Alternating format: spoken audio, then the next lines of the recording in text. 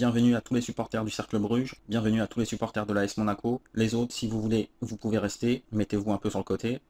Je vais débriefer avec vous le deuxième match officiel du Cercle Bruges. J'ai pas eu le temps de débriefer le premier, donc je vais y faire quelques rappels. N'hésitez pas à vous abonner et à partager avec un pouce ou un commentaire. Et si le sujet vous intéresse pas, il est encore temps de zapper. Veille de match et le coach nous donne la liste des joueurs retenus pour la rencontre. Il y en a 19 et non 20 comme durant le précédent match. Donc sortent du groupe Lopez, Ndwinga et Vitinho, tandis que Apin et Lusamba font leur entrée. Donc un ailier, Lopez, sort et n'est pas remplacé, tandis que deux arrières droits sortent pour deux milieux récupérateurs. C'est un gros indice sur le grand changement qu'il va y avoir sur la feuille de match et durant le match. On va y revenir plus tard. Koné, l'ancien formé à la Turbie, est dans le groupe. Cardona blessé, passé des examens à Monaco durant ce week-end justement. Pour le reste, à part le changement Apin, Ndwinga, les mêmes joueurs prêtés par Monaco sont retenus, Nardi, Tormin, Etienne et Bon Giovanni. Au niveau des recrues, Vitinho laisse sa place à Lusamba, Ueda et Omar conservent leur place. Enfin, au niveau des jeunes formés par le cercle, Van Hout conserve sa place, c'est un milieu récupérateur. Enfin, si vous ne connaissez pas les joueurs vainqueurs de la D1B et qui ont donc participé à la remontée, on va les découvrir au fur et à mesure de la vidéo. 2 heures avant le coup d'envoi, on découvre la feuille de match. Et là, avant de revenir sur les joueurs qui la composent, il y a un point tactique à faire. Fini le 4-4-2 à plat, avec Augas et Mercier sur les côtés. On est sur un 4-4-2 en losange, avec 3 récupérateurs, Koné en sentinelle et Lusamba Augas à gauche et à droite. Ils ont alterné durant le match. Sur le premier match, on avait vu un système tactique similaire à celui que faisait Jardim à Monaco. Donc, je le répète, le 4-4-2 à plat. Là, on est dans quelque chose que j'ai jamais vu à Monaco, au moins sur le système offensif. Au niveau défensif, 3 milieux récupérateurs, on l'a déjà vu durant les 2 premières années avec Jardim. Au niveau offensif, un vrai numéro 10, qui est Mercier, le meilleur joueur de Ligue 2 l'année dernière. C'est du jamais vu à Monaco, ou du moins il y a très très longtemps. Après le premier match, j'avais débriefé sur mon compte Twitter que le 4-4-2 c'était la continuité de Monaco. Au final, est-ce que la continuité de Monaco, ce n'est pas celle-ci, à savoir un coach qui adopte un système qui est le plus à même pour faire évoluer ses joueurs, pour les faire progresser et donc gagner son équipe. Le point fort du cercle, le meilleur joueur de D1B, c'est Mercier. Il n'avait pas été trop touché durant le premier match quand il était exilé à droite et un petit peu à gauche. Le retrouver dans le cœur du jeu, sur ce match, on a vu qu'il était plus facilement atteint et que du coup, il pouvait plus lancer les deux attaquants. Ça peut aussi répondre à l'effectif du coach qu'il a sous la main, avec un certain nombre de milieux récupérateurs. Et je pense aussi à Vitinho, qui peut évoluer un cran plus haut que arrière droit. Donc au final, est-ce que cette évolution tactique qui fait que les joueurs évoluent dans un système qui est le mieux pour les individualités qui composent le groupe, est-ce que ce n'est pas ça la patte Monaco? C'est vrai que j'aurais dû me rappeler que Jardim n'a jamais vraiment évolué avec un seul système durant ces 4 années. Il y en a au minimum 3, le 4-3-3 avec un attaquant fixe en pointe, puis un 4-4-2 à plat et un 4-4-2 l'année dernière avec non pas une double pointe mais un 4-2-3-1. Donc le coach Guyot semble faire comme le coach Jardim, adapter le système tactique aux individualités qui composent son groupe afin que celle-ci brille et progresse. Au niveau des joueurs, donc peu de changements par rapport au match précédent et par rapport même à la saison précédente.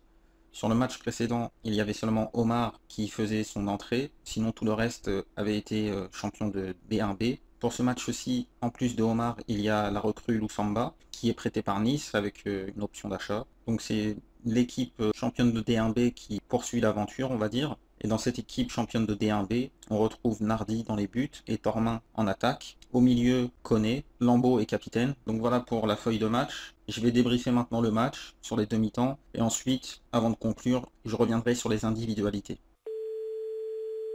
Coup d'envoi retardé de 15 minutes, un problème d'oreillette entre l'arbitre central et le quart de la VAR, car il y a la vidéo assistance en Jupiler Pro League. Ça permet de voir le coach Guyot en costard sur le banc. Le petit brassard rouge, c'est le brassard du coach. Et donc 15 minutes plus tard, coup d'envoi, très très bon démarrage du cercle. Dès la 3e minute, Tormin combine sur la droite, il part, il arrive à l'entrée de la surface, centre du gauche vers Bruno, qui est bien marqué, son défenseur dégage de la tête, mais dégagement dans l'axe, qui arrive dans les pieds de Augas, qui était à l'entrée de la surface. J'imagine le faire une Benjamin Pavard, petit fouetté extérieur, mais ça sera un intérieur topé, gros rebond dans la surface. On croit que ça va partir en 6 mètres, mais Bruno traîne dans la surface et d'un petit intérieur du gauche trompe le gardien. Après même pas 5 minutes, le cercle mène face à l'Ukraine qui a une défense centrale inédite car un suspendu et 2 blessés. Le jeu se poursuit, petite réaction de l'Ukraine, pas vraiment inquiétante. Nouvelle phase de possession du cercle. Cette fois-ci, c'est Omar qui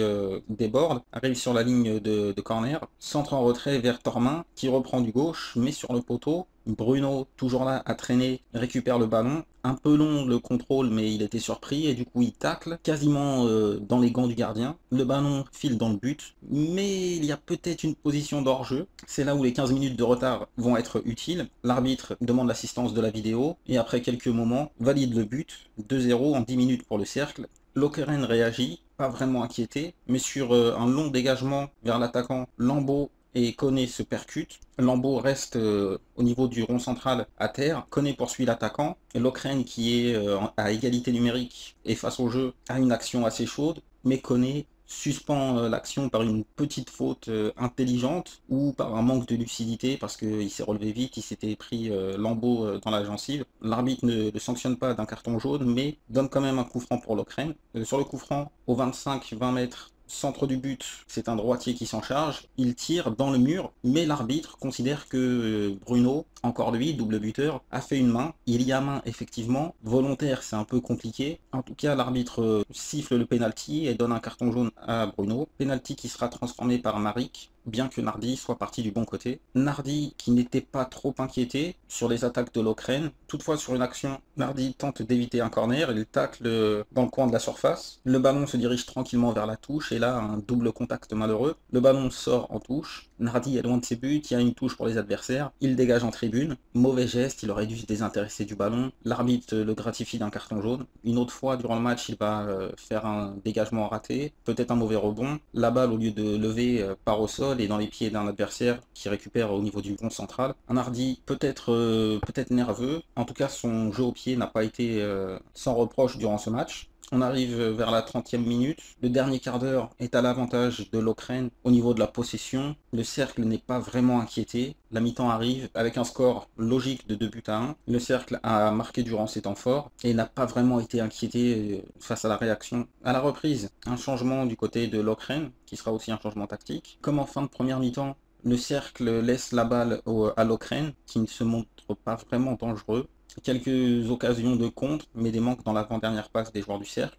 Alors que le cercle commence à ressortir un petit peu, l'Ukraine réussit à avoir une action sur une sortie de balle bien construite. Ils arrivent sur la droite du but, comme Thauvin sur le premier. Le joueur de l'Ukraine fixe, et au lieu de centrer deuxième poteau vers son attaquant, il voit un espace entre Taravel et Lusamba. Ceballos voit l'espace et donc d'un plat du pied va tromper la défense et Nardi qui était masqué de partout, alors que c'était durant un temps fort. 5 minutes plus tard, nous sommes à la 65e minute, un premier changement, un poste pour poste. Ogas est remplacé par Omolo. Le cercle continue à maîtriser son adversaire et lance des bonnes offensives qui hélas ne sont pas cadrées, sont arrêtées par le gardien. Manque cruel de réalisme, d'autant que l'Ukraine va réussir à ressortir un petit peu la tête avant le changement de Bruno par De Belder, donc là c'est du poste pour poste, suivi 2 minutes plus tard par là un vrai choix tactique du coach, Koné qui sort et Bon Giovanni qui rentre. Ça sera donc un 4-2-4, un vrai choix tactique du coach qui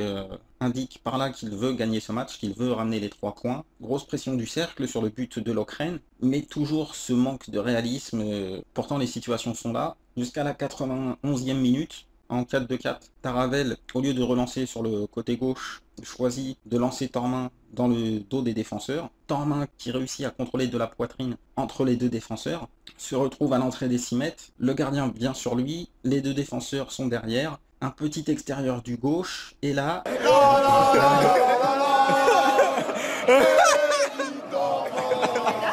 Les supporters, tant monégasques que du cercle, sont aux anges. Les 3 premiers points sont presque acquis, il reste que quelques minutes dans le temps additionnel. Le ballon sera à l'Ukraine, qui ne réussira pas à se créer de véritables occasions. Et c'est donc une victoire, la première à domicile pour son retour dans l'élite.